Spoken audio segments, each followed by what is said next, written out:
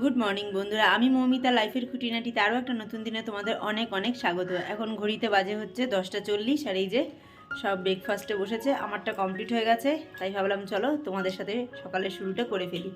আর ওই যে দেখতে পাচ্ছ, কালকে যত জামাকাপড় কাছাকাছি করা হয়েছে মা নিয়ে এসেছিলো যথারীতি, ওখানে ভাঁজ করে রেখেছে। ওগুলোকে এখন জায়গায় রাখতে হবে। তার সাথে আরও অনেক কাজ আছে, কারণ বিছানা তোলা হয়নি। তারপরে সামনেই তো সরস্বতী পুজো, তো সেই সরস্বতী পুজো উপলক্ষেও ঘরের কিছু কাজবাজ আছে যেগুলোকে কমপ্লিট করতে হবে। তো আর বসে থাকলে চলবে না, তো চলো একে একে সমস্ত কাজবাজ শুরু করি আর তা তোমাদের সাথে শেয়ার করতে থাকি। আর আমার ভিডিও তোমাদের যদি ভালো লাগে অবশ্যই একটা লাইক ও কমেন্ট করো, আর যদি একটু বেশি ভালো লাগে তাহলে পরিবারের মধ্যে শেয়ার করে চ্যানেলটাকে সাবস্ক্রাইব করে আমার পাশে থাকুন। আর আজকে আমাদের ব্রেকফাস্টে কী ছিল বলো তো? এই যে দেখো, রুটি আর আলু ভাজা। এই যে আমার একদম ভালো লাগে না এই রুটি আর আলু ভাজা খেলে, আমার জানি গলায় আটকে যায়। আমার মনে হয় গলাটা এখানেই আটকে গেছে, ভীষণ কষ্ট হয়। কিন্তু এখন তাড়াহুড়ো করে আর কিছু করার উপায় নেই। আর এই যে কারোর বউ কারোর মা স্যাক্রিফাইস তো কোনো কম বেশি করতেই হবে। এই যে এই মেয়েটার জন্য ও নাকি রুটি আলু ভাজা খাবে, আর আলু ভাজাটা একটু ঝিরিঝিরি করে কাটলে তবুও ভালো লাগে না, ওই মোটা মোটা ফিঙ্গার চিপসের মতো করে ওই আলু ভাজা কেটে তবে ও রুটি খাবে।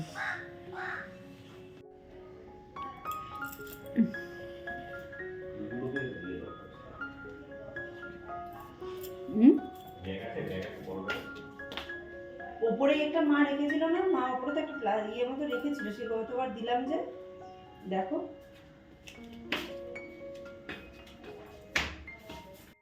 দিনটা হচ্ছে শনিবার, কর্তামশাই আজকে কাজে বেরোয়নি, আজকে বাড়িতেই আছে। তো ভাবলাম চলো দুজনে মিলে একটু বাড়ির কাজে লেগে পড়ি, কারণ বাড়ির চতুর্দিকটা না বেশ নোংরা হয়ে রয়েছে। আমার কী বলতো, ঘরে যখনই কোনো কিছু বাড়তি হয়ে যায়, ভাঙাচোরা জিনিস আর কি, ধরো এটা ডিব্বা খালি হয়ে গেছে, ওই প্যাকেটটা বেরিয়েছে, এই পেনটা আর লাগবে না, কালি শেষ হয়ে গেছে, সেই সমস্ত জিনিসগুলো এনে আমি এই সিঁড়ির সামনে আর কি রাখতে থাকি। যখন দেখি জিনিসটা অনেক পরিমাণে জমে গেছে তখন আর কি ভাঙাচোরা জিনিস যেখানে রাখি সেইভাবে রাখি, কারণ সবসময় না ওই ওপরে গিয়ে রেখে আসাটা পসিবল হয় না, তো সেই জন্য এইভাবে রাখি। তো সেটাই আর কি কর্তামশাই আমাকে হেল্প করছে ঠিকঠাক করে গুছিয়ে রাখার জন্য। আর একটা জিনিস দেখবে, সবসময় মন পরিষ্কার থাকলেই হবে না, নিজের বাড়ি ঘর দুয়ারকেও কিন্তু পরিষ্কার রাখতে হবে, তবে কিন্তু মনের পরিষ্কার আর বাড়ি ঘর দুয়ার পরিষ্কার দুটো একসাথে মিলে মনের একটা আলাদাই শান্তি তৈরি হবে। আর ওই যে বললাম সামনেই সরস্বতী পুজো, তো মায়ের আসা যাওয়ার পথটাকেও তো পরিষ্কার রাখতে হবে। সেই পথটাই যদি নোংরা হয়ে থাকে তাহলে মা আসবে কি করে বলো? তো সেই জন্যই আর কি আজকে ঠিক করেছি সিঁড়িটা ভালো করে পরিষ্কার পরিচ্ছন্ন করে মুছে টুছে নেব। আর এইদিকে আমি আমার কাজে লেগে পড়েছি।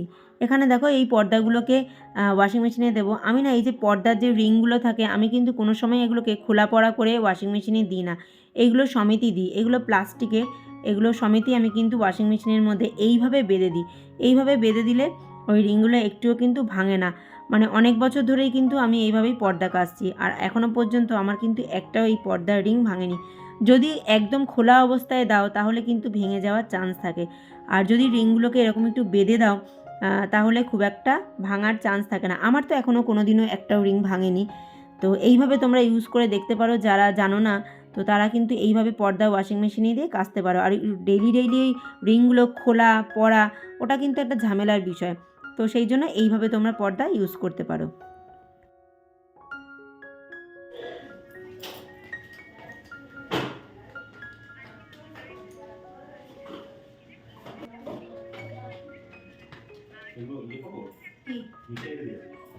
নিচে আবার কোথায় রাখবো? যাতে বর্ষা পুরো পরিষ্কার রাখো।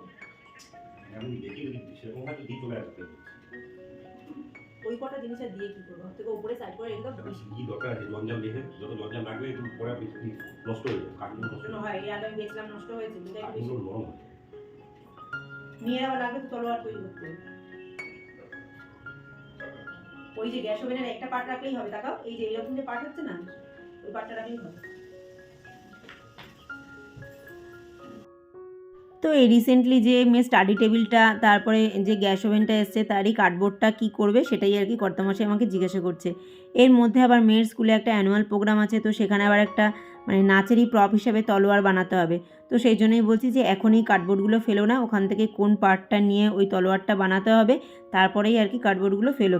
তো ওইগুলো ছাদের পাশে এক জায়গায় রেখে দাও, পরে সমস্ত কিছু দেখা যাবে। তো সেইটাই আর কি কর্তামশাইয়ের সাথে আলোচনা করছি। তারপরে দেখো আমি এদিকে সোফাটাকে ঠিকঠাক করে নিচ্ছি, কারণ সোফাটা ঠিক করা রোজের একটা আমার ডিউটি। আর ওই যে তোমাদের বললাম এই কারণেই আমি সোফার ওপরে কোনো কভার রাখি না, মানে এটার ওপরে বসলে তারপরে মানে কি বলবো সমস্ত কিছু গুটিয়ে এক জায়গায় হয়ে যায়, তখন ভীষণ বিরক্ত লাগে আর সেটা দেখতেও খুব বাজে লাগে। তো সেই জন্য এখন ইউজ করা বন্ধই করে দিয়েছি। ওই যে অ্যানিভার্সারির সময় আর কি একটু ভালো লাগার জন্য পেতেছিলাম, তা ভাবলাম চলো দুদিন পাতা থাকুক, একবারে ধুয়ে কেচে তুলে দেবো।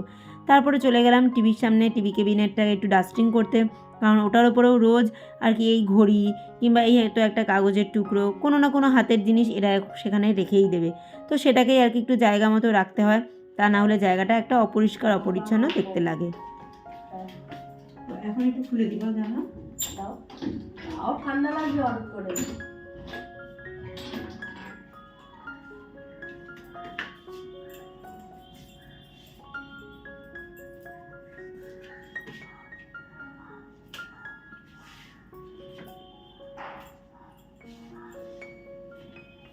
আমার টাকটা দেখা যাচ্ছে এখানে। আমার মেয়ের কপালটা অনেকটা চওড়া, তো ও খালি কপালটাকে চুল দিয়ে এদিক ওদিক করে ঢাকার চেষ্টা করে। আমি বলি কপাল চওড়া হয়েছে তো কি হয়েছে, ওটা তো কিছু করা যাবে না কপালটা চওড়া বলে। ও খালি চুল দিয়ে এদিক ওদিক করে ওটাকে আর কি ছোটোখাটো দেখানো যায় সেরকম চিন্তা করে। বোঝোই তো এখন একটু উঠতি বয়সের মেয়ে, তো সেটাই আমাকে বলছে দেখো তো চুলের স্টাইলটা এইভাবে করেছি, আমার টাকটা ঢেকেছে নাকি। তো সেই নিয়েই ওর সাথে হাসাহাসি করছি আর নিজের কাজকর্ম করছি। আর সকালবেলা কী বলো তো এই জানলাটা দিয়ে এতটা হাওয়া আসে আর ও এখানে পড়তে বসে, তো সেই জন্য সবসময় বলি যে নয় মাথায় টুপিটা দিয়ে বস, নয় জানলা আটকে বস। ও নাকি মাথায় টুপি দিয়ে বসলে ওর নিজের পড়াই নাকি নিজের কানে শুনতে পায় না, তো সেই জন্য জানলা টানলা দিয়ে তারপরে এখানে পড়তে বসেছে। তো এখন বেলাটা অনেকটাই হয়েছে, তাই আমি ভাবলাম যে না জানলাগুলো খুলে দিয়ে একটু আলো বাতাসও তো ঘরে ঢোকার দরকার আছে। আর এমনি সর্দি কাশি লেগে রয়েছে, আর তার মধ্যে যদি একটু রোদের মানে হালকা তাপও যদি ঘরে না আসে তাহলে কেমন লাগে বলো তো। তো সেই কারণেই এসে আগে জানলাটা খুলে দিলাম, খুলে তারপরে এই যে ওর বইয়ের তাক টাক সমস্ত কিছু আর কি ডাস্টিং করে দিলাম।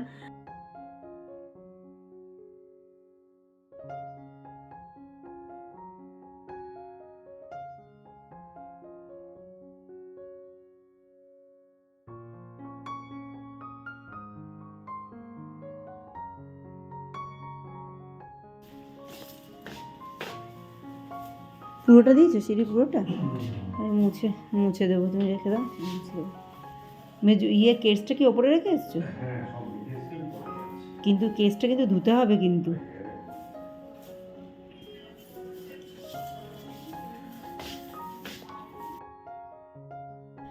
আজকের অভিযান হচ্ছে এই যে স্ল্যাপের ওপরে সমস্ত গাছগাছালি দেখতে পাচ্ছ এগুলোকে সরিয়ে আবার একটু পরিষ্কার করে তারপরে এগুলোকে ঠিকঠাক করে রেখে দেওয়া, কারণ মাঝে মাঝে এগুলোরও সেট আপ এদিক থেকে ওদিক করতে হয়, তা না হলে ওই টবগুলো একভাবে এক জায়গায় থাকতে থাকতে একটা দাগ হয়ে যায়।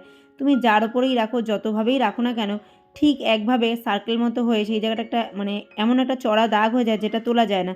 তো সেই জন্য মাঝে মাঝে সমস্ত কিছু আমি একটু এদিক থেকে ওদিক নাড়িয়ে চাড়িয়ে দিই। আর এই জায়গাটা কি বলতো যেহেতু ফুল গাছগুলো রাখা হয় জল দেওয়া হয়, আর মানে কিছুদিন আগে যে বৃষ্টি টিষ্টিগুলো হলো, তো তার জন্য না একদম কাদা কাদা হয়ে গেছে, যেটা দেখতে ভীষণ বাজে লাগছে। আর যে কোনো পুজোর সময় আমার এই স্ল্যাবটা দরকার হয়, যেহেতু ঠাকুরের সিংহাসনটার সামনেই পড়ে এই জায়গাটা, তো একটু পরিষ্কার পরিচ্ছন্ন না থাকলে ভালো লাগে না দেখতে। আর ওই এটা ওটা রাখতে এই জায়গাটা ভীষণ কাজে লাগে। তো সেই জন্যই এই জায়গাটা সার্ফ দিয়ে ভালো করে ডলে মুছে একটু পরিষ্কার করে আবার সমস্ত কিছু নতুন করে সেট আপ করবো।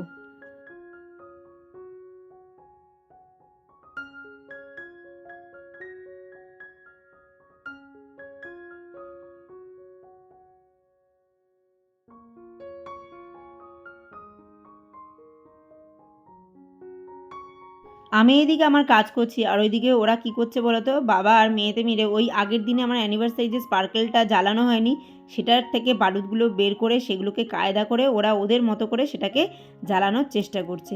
তো সেটা নিয়ে আর কি হাসাহাসি করছি আর কাজগুলো করতে থাকছি। কাজটা করতে করতে কিছু কথা বলিনি, এই কথাগুলো একদমই আমার বন্ধুদের জন্য নয়, আমার ওয়াইটি পরিবারের জন্য নয়, আমার জন্ম থেকে যেই পরিবার, আমার বিয়ের পর থেকে যে পরিবার আমার সাথে রয়েছে সেই পরিবারের সদস্যদের জন্য। আমার সম্পর্কে তো অনেক রকম ভাবনা ধারণা নিয়ে তারা বসে রয়েছে, তাদের কাছে রিকোয়েস্ট আমার এই ভিডিওগুলো দেখলে অন্তত কিছু ভাবনা চিন্তার পরিবর্তন তারা অবশ্যই করতে পারবে।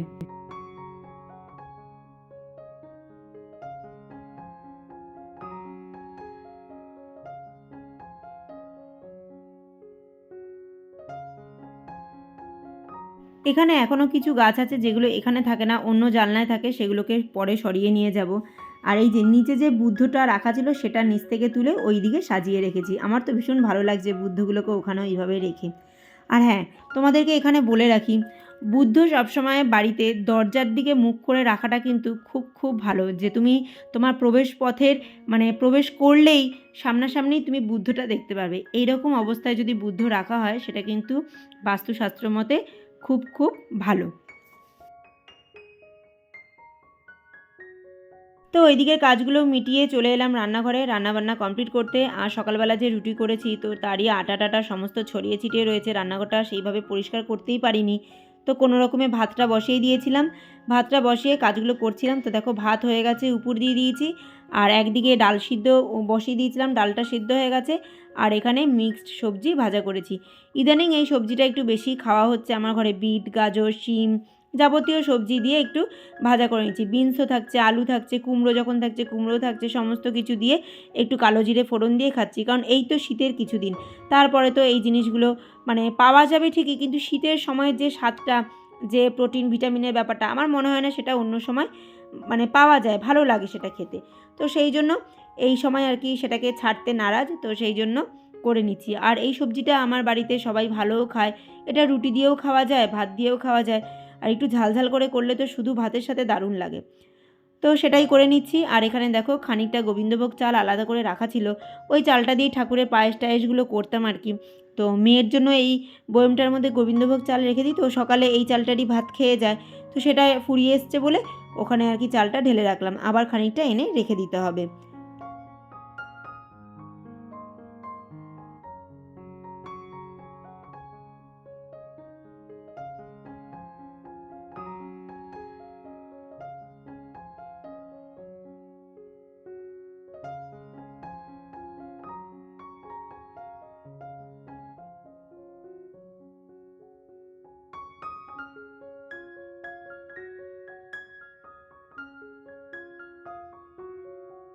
আজকে আমাদের দুপুরের মেনু হচ্ছে ডাল, ভাত, মাছ ভাজা আর এই পাঁচমিশালি সবজি ভাজা। তো মাছটা এখন ভাজবো না, তো মাছটাতে তেল নুন একটু লঙ্কার গুঁড়ো আর একটু হলুদ মাখিয়ে রেখে গেলাম। স্নান টান করে এসে তারপরে মাছটা ভেজে নেব। এইদিকে ডালটা আমার ফুটছে, আর মাছটাকে সমস্ত কিছু দিয়ে একটু ম্যারিনেট করে রেখে দিলাম, তাহলে মাছের ভেতরে বেশ ঝাল নুনটা ভালো মতো যায়, আর সেটা ভাজা খেতে ভীষণ ভালো লাগে।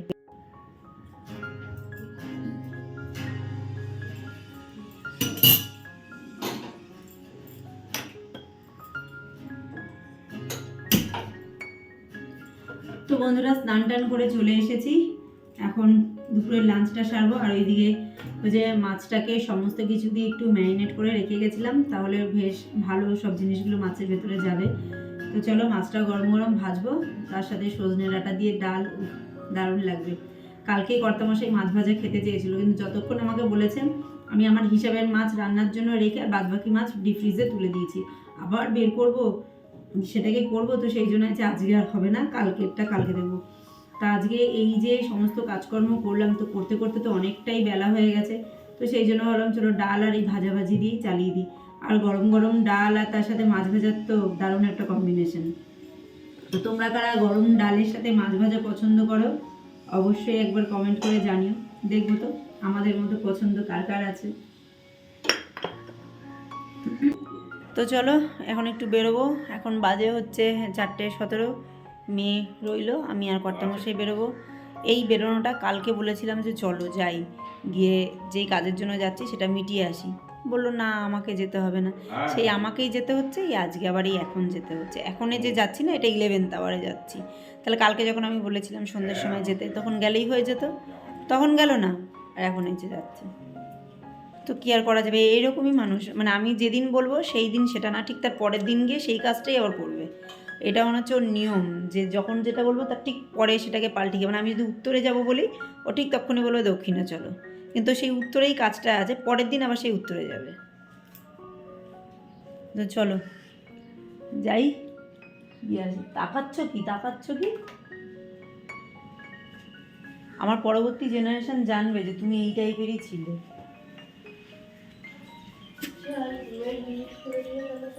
তাহলে হ্যাঁ যতদিন ইউটিউব থাকবে ততদিন জানবে তো যে এইরকমই ছিল না। যতদিন ইউটিউব থাকবে, ইউটিউব এত তাড়াতাড়ি কোথাও যাচ্ছে না বাবা। আসছি, হ্যাঁ।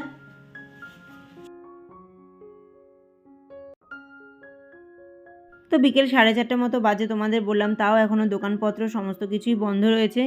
তো খুবই একটা দরকারি কাজে বেরিয়েছি, বললাম কালকে ওটা করে নিতে, সে গেল না। আর আজকে এখন রীতিমতো 11 টাওয়ারেই বেরোতে হচ্ছে। কিন্তু গিয়ে যেন মানে ফ্যাসাদে পড়ে গেছি। মানে আমাদের যে গোড়া বাজারে গেছিলাম, গিয়ে দেখছি আমি যেই দোকানগুলো খুঁজছি সেই দোকানগুলোই সমস্ত বন্ধ। তারপরে কি করব, চলে আসলাম এখানে আমার বাবার দোকানে। এটা হচ্ছে আমার বাবার দোকান, এটা আমার বাবার একটা অস্থায়ী টেলারিং দোকান। বাবার দোকানটা আগে যেখানে ছিল সেখানে একটা ফ্ল্যাট হচ্ছে, তো সেই কারণেই আর কি বাবাকে এই মানে অস্থায়ী জায়গাটা দেওয়া হয়েছে, যাতে বাবা এখন এখানে আর কি তার কাজটা করতে পারে। এমনিও বাবার কাজবাজ অনেক কমে গেছে, শরীরের জন্য এখন আর আগের মতো সেরকম কাজকর্ম করতে পারে না, খুবই কম কাজ হয়। আর জানোই তো এখন সবাই রেডিমেড কেনে, সেরকমভাবে বানিয়ে জামা প্যান্ট লোকে খুব কমই পরে। আর বাবা যেহেতু ছেলেদের জামা প্যান্টই বানাতে জানে, পারে, তো সেই কাজটাই করতো। এক সময় খুব রমরমা বাজার ছিল, এখন কিন্তু সেটা নেই। লেডিস কাজে যেরকম আর কি ব্যাপারটা আছে, জেন্টস কাজে তো সেটা নেই, সবাই জানো, রেডিমেডটাই এখন সবাই পছন্দ করে। আর এই পাশে যে দেখালাম না, ওইটা হচ্ছে একটা প্রিন্টিং দোকান, এটাও কিন্তু আমার বাবার দোকানের পাশেই ছিল। মানে ফ্ল্যাট হচ্ছে যেহেতু, তো এই দোকান দুটোকে এখানে শিফট করিয়েছে।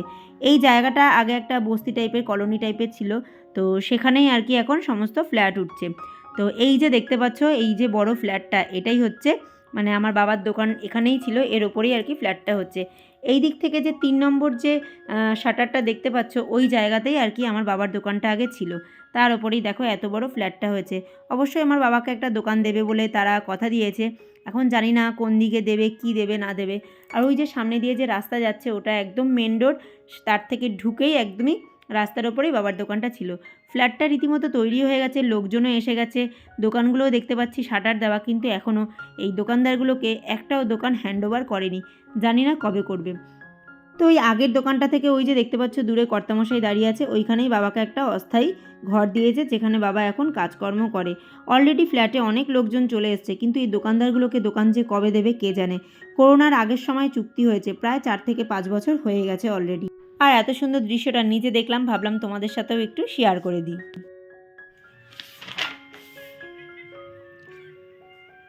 দোকান বলছি কেন, বাজার থেকে এসে ঠান্ডা লাগছে এত, এই যে মেয়ে এখানে বসে পড়ছিল, কম্বলের নিচে ঢুকে বসে রয়েছি।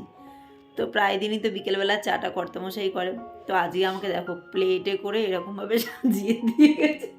আমাকে বলছে তুমিও কি ইয়াদ করবে, আমাকে নাকি বেডটি দিয়ে গেছে, বেডে বসে এই সন্ধ্যের সময় বেডটি দিয়ে গেছে। আর দেখো সাজিয়েছে, দেখো প্লেটে করে কাপে করে দিয়ে গেছে। অন্যান্য দিন এমনি নিয়ে আসে, আজকে ইচ্ছা করে বদমাইশি করে এরকমভাবে কাপ প্লেটে অতিথিদের মতো সাজিয়ে গুছিয়ে চা দিয়েছে। তো চলো চায়ের স্বাদটা নিতে থাকি। তো আজকের গল্প এখানেই রাখছি, আবার দেখা হবে নতুন এক পর্ব নিয়ে। তোমরা সবাই ভালো থেকো, সুস্থ থেকো, সাবধানে থেকো। আজকের মতো এতটুকুই।